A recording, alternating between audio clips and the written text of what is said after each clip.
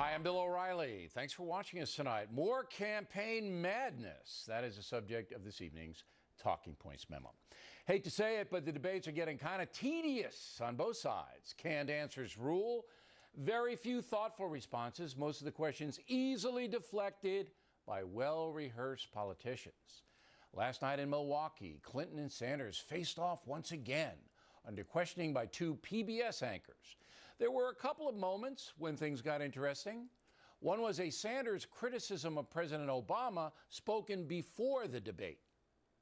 There is a huge gap right now between Congress and the American people. What presidential leadership is about is closing that gap. And you don't think President Obama has successfully closed that gap?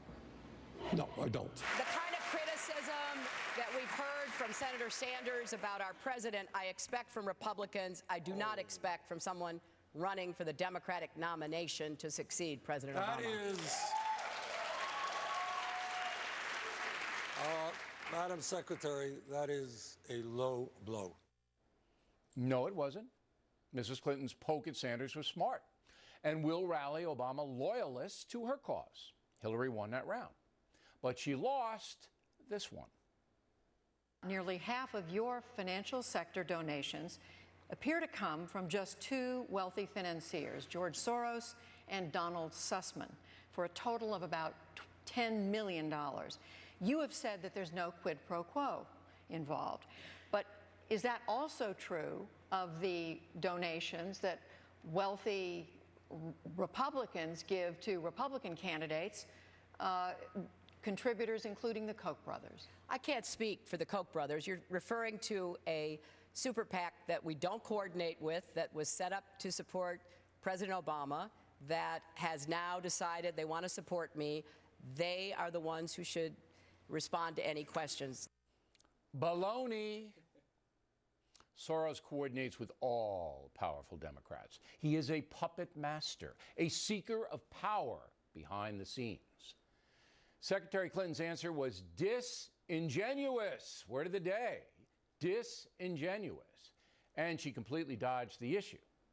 If she is going to condemn big PAC money going to Republicans, she can't take cash from Soros and rich Democrat PACs. Excuse me. I said she can't. Of course she can, because her supporters don't care. That is the crux of this memo tonight. Devoted followers of a politician pretty much will accept anything from him or her. When Richard Nixon was forced to resign his presidency over Watergate, about a third of Republicans still supported him. It's obvious in this campaign the followers of Bernie Sanders and Donald Trump, to give two very vivid examples, are not expecting precise political analysis. It is the tone those candidates strike that is driving their support. As I told Mr. Trump earlier this week when he appeared on The Factor, the federal courts would never allow him to deport 12 million people. They would block that, as all of those living in the USA right now, even illegally, are entitled to due process. Mr. Trump disagrees with me, that's fine, but legal precedent has been established, so I have to report it. On the Sanders front, there is no way his draconian taxation vision could ever come close to covering his endless list of entitlements, including free public college tuition. Thus, the current $19 trillion debt would explode even further if his policies were ever implemented. No Congress would ever allow that. But to Bernie's followers, it doesn't really matter. Like a bad gift, it is the thought that counts. While Donald Trump would run America as a tough-minded business, changing the landscape by negotiating better deals both within and outside the country, Sanders is calling for a brand new system. I received a letter from Rhonda Hallett, who lives in Jacksonville, North Carolina, asking me to define Bernie's doctrine of democratic socialism. Okay. That's basically what some countries in Western Europe have, a political system that limits personal income through taxation in return for cradle-to-grave payouts from the governments. That's the trade. Even if you're a derelict, a layabout, you will be supported by the government, and in return, you will do what the government tells you to do. Housing, you can get it supplemented. but you are assigned to units. Daycare, sure, but your kids are assigned to centers. Same thing with your doctor, dentist. If you cannot pay privately, you go where you are told to go. Education depends on your ability. Yes, public ed is free in Britain, for example, but you will not likely be going to Oxford, and you won't be going anywhere unless the government okays it. So you can see that democratic socialism, where citizens still vote, but are mostly told what to do by guys like Bernie Sanders, is a system of subservience to a big central government. There's little power to the people.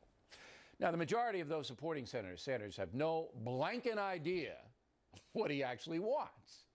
They're hypnotized by the prospect of free stuff, education, health care, because, of course, they deserve that. Why? Because the system is rigged by billionaires. So why shouldn't Bernie provide for me and take from the greedy rich folk who have made their money by exploiting the peasants? That's right out of the Fidel Che handbook. But again, Talking Points submits many of those voting for the Bernmeister have no idea who Che was, or who Karl Marx was, or even who Fidel is. Getting ill-informed folks to follow you isn't hard, as proved by the Kardashians. A dose of flamboyance mixed with some passion and more than a smidgen of resentment can rally some people who don't know very much. Talking Points has spent time in 80 countries around the world. There is no place where opportunity is more available than America, which is why millions of people have furtively entered this country. Even capitalistic powerhouses like Switzerland and Singapore pale beside the capitalistic colossus we have here.